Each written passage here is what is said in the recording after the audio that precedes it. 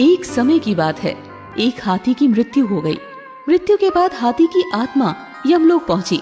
तब वहां पर हाथी के कर्मों का लेखा जोखा निकाला गया तो पाया गया कि हाथी अपने जीवन में काफी अच्छे से रहा है। तब यमराज ने हाथी से कहा, अरे हाथी, तुमने तो अपने जीवन में कोई बुरे कार्य नहीं किए हैं। तुम्हारे कर्म भी काफी अच्छे रहे हैं, इसलिए मैं तुमसे तुम्हारी इच्छा पूछ रहा हूँ। बताओ, तुम्हें क्या चाहिए? तुम्हारी सबसे बड़ी मनोकामना क्या है?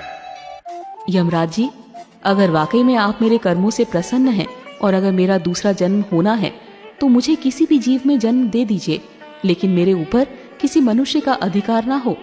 मैं मनुष्य के बंधन में ना रहूं, क्योंकि मनुष्य के साथ रहना सबसे कठिन कार्य होता है। हाथी की इस बात को सुनकर यमराज काफी हैरान हो जाते हैं। वो कहते हैं, तुम ये क्या कर रहे हो गजराज? मैं तो यही जानता हूँ कि मनुष्य जाति सबसे अच्छी होती है, वो सबसे ज्यादा बुद्धिमान होते हैं। तब हाथी कहता है कि यमराज जी, यही तो परेशानी है कि मनुष्य जाति सबसे ज्यादा बुद्धिमान होते हैं। आपको इंसानों के विषय में शायद ज्यादा जानकारी है नहीं, इसीलिए आप ऐसी बातें कर रहे हैं। कैसी जानकारी नहीं है मुझे? तुम खुद देखो कि यहाँ पर कितने मनुष्य खड़े हैं। उन्हें उनके कर्मों के अनुसार जो मिले उसे बिना किसी परेशानी के स्वीकार करते हैं। ऐसे में हाथी कहता है कि महाराज, मतलब आपको अब तक किसी जीवित इंसान से पाला नहीं पड़ा है, ये तो मृत है। ये तो सिर्फ मनुष्य की आत्माएं हैं। किसी जीवित मनुष्य से मिलिए तो आपको पता चले ना। ऐसे में यमराज काफी हैरान हो गए। तब यमराज ने कहा, ठीक है, तुम्हारी बात को आजमाने के लिए मैं तुम्हारे मालिक को यहीं जीवित मंगवाता हूँ। अगर तुम्हारी बात सत्य निकली तो तुम जो कहोगे मैं वैसा ही करूँगा, लेकिन अगर तुम्हारी बात गलत साबित हुई तो तुम्हें वापस उसी मालिक के पास जाकर रहना होगा जहाँ तुम पहले थे। हाथी ने यमराज की शर्त मंजूर कर ली। यमराज को भी हाथी की बातें काफी दिलचस्प लगी और वो किसी जीवित मनुष्य से मिलकर उसके बारे में जानने को उत्सुक हो गए। उन्होंने अपने यमदूतों को आदेश दिया, जाओ, जाकर इसके मालिक हीरा लाल को जीवित ले आओ।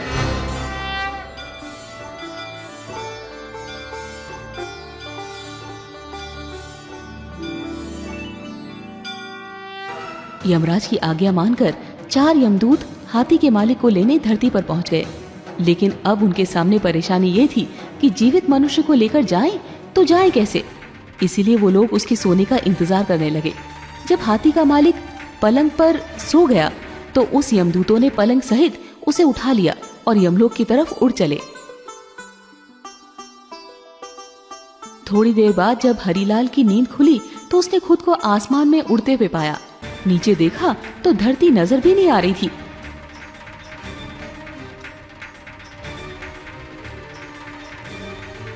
तब उसने उन 4 यमदूतों से पूछा, तुम कौन हो और मुझे कहाँ लेकर जा रहे हो? हम यमदूत हैं और तुम्हें यमलोक लेकर जा रहे हैं। तब हरीलाल कहता है, यमलोक तो लोग मृत्यु के बाद जाते हैं, लेकिन मैं तो जीवित हूँ। इस पर यमदूत ने कहा, आज वहाँ पर जीवित व्यक्ति की ही जरूरत है। दरअसल एक हाथी ने यमराज से कहा है कि जीवित व्यक्ति को लेकर आओ, तब आपको पता चलेगा। अरे, वो तो मेरा हाथी है जिसकी आज ही मृत्यु हुई है, लेकिन उसने मुझे ही ऊपर बुला लिया। तब परेशान हरीलाल ने कोई तरकीब लगाने की सोची ताकि उसका जीवन सुरक्षित रहे। इधर उधर देखने पर उसे उसके पलंग पर ही एक कलम और कागज मिल गया। उसने उस पर कुछ लिखा और थोड़ी देर में ही वो यमलोक पहुंच गया। जब वो यमराज के सामने पहुंचा तो यमराज जोर जोर से हंसने लगा और हाथी की तरफ देखकर बोले, ये लो, तुम्हारा मालिक आ गया। कहाँ तुम इतने बड़े और ताकतवर और कहाँ ये अदना सा इंसान, ये भला क्या कर लेगा? थोड़ा सब्र कीजिए महाराज, आपको सब पता चल जाएगा। इधर आओ। लेकिन बीच में ही रुककर हरीलाल कहता है, यमराज जी, क्या आपको पता है कि मैं कौन हूँ? तब यमराज कहते हैं, मैं तो सिर्फ इतना जानता हूँ कि तुम इस हाथी के मालिक हो। इसके अलावा मैं तुम्हारे बारे में कुछ नहीं जानता। अब तुम ही बता दो कि तुम कौन हो। तब हरीलाल वो कागज यमराज को देते हुए कहता है, ये लीजिए, आप खुद ही पढ़कर जान लीजिए कि मैं कौन हूँ। ये वही कागज था जिस पर उसने आते हुए कुछ लिखा था। जब यमराज जी ने वो कागज खोलकर पढ़ा तो हैरान रह गए और अपने सिंहासन से नीचे उतर आए। इसके बाद यमराज ने खुद हरिलाल को अपने सिंहासन पर बैठा दिया।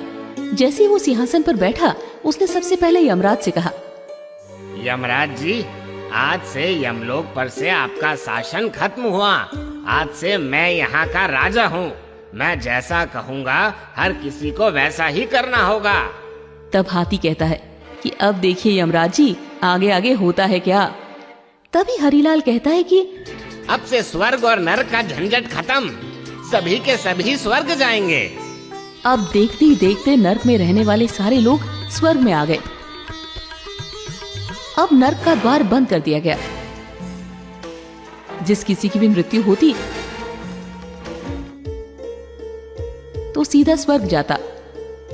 इधर हरिलाल मन ही मन में ये भी सोच रहा था कि जिस दिन मेरी सच्चाई यमराज के सामने आएगी, मुझे मार दिया जाएगा। ऐसा सोचकर उसने दान पुण्य करने शुरू कर दिए। चित्रगुप्त से कहा कि ये जितने भी प्राणी हैं, उनका हिसाब किताब करके मुझे बताओ कि किसने कितने कर्म और किसने कितने कुकर्म किए हैं। तब चित्रगुप्त ने सबके बारे में बता दिया कि किसे कौन सी सजा मिलनी है। तब हरिलाल ने चित्रगुप्त से कहा, इन सब की सजा माफ कर दो, किसी को कोई सजा नहीं होनी चाहिए। तब हरिलाल हाथी की ओर देखकर बोलता है, क्यों गजराज, कैसे हो? तुम्हारी मृत्यु हुई तो मुझे भी अपने पीछे बुला लिया। तब हाथी हरिलाल के नजदीक जाकर बोला कि मालिक, नीचे तो आप मेरे मालिक थे, लेकिन एक बात बताइए कि आप यमलोक के मालिक कैसे बन गए? तब हरिलाल ने कहा, ये राज की बात है, तुम्हें कैसे बता दूं? मालिक, मुझे भी इंसान बना देना, नीचे जाकर आपका नौकर बनकर रहूंगा, लेकिन ये राज मुझे बता दो। तब हरिलाल ने उसे बताया। जब यमदूत मुझे लेकर आ रहे थे तो मैं काफी डर गया था। संयोग से मेरे पास एक कागज था। मैंने उस पर लिख दिया कि यमराज धरती से जो मनुष्य आपके पास आ रहा है, उसे अपना सिंहासन दे देना, और उसके नीचे मैंने भगवान विष्णु के हस्ताक्षर कर दिए। अब तो हाथी इंसानों की बुद्धिमानी से और भी ज्यादा हैरान हो गया। फिर उसने हरिलाल से कहा कि मालिक, कृपा करके मुझे इंसान ही बनाना, मैं आपका नौकर बनकर रहूंगा। ठीक है, लेकिन ये बात किसी को मत बताना। हाथी ने भी हाँ में सर हिला दिया। धीरे धीरे करके 7-8 दिन बीत गए। स्वर्ग में लोग बढ़ते जा रहे थे, नर्क बंद था।